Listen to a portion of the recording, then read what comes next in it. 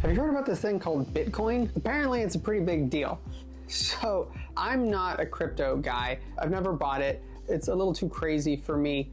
And I know a ton of people who've made, obviously, an insane amount of money now that it's at like 87,000. But I want to talk about Bitcoin as it relates to real estate. So there are some people who think that one day cryptocurrency is just going to take over the world. I mean, it's already worth $3 trillion.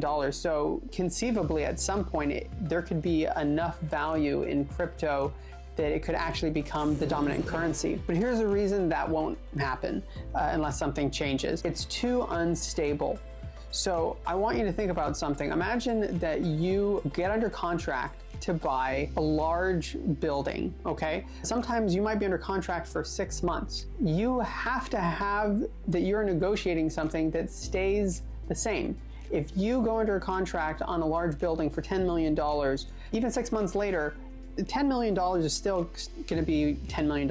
Maybe it's technically $10,050 or $9,950,000, but it's basically the same price. But with crypto, if you go to purchase something for $10 million, then 6 months later, you may actually be purchasing it for $5 million or $25 million, and that's never going to work. The main currency that people use has to be stable. It has to be something that everyone trusts is basically going to stay the same.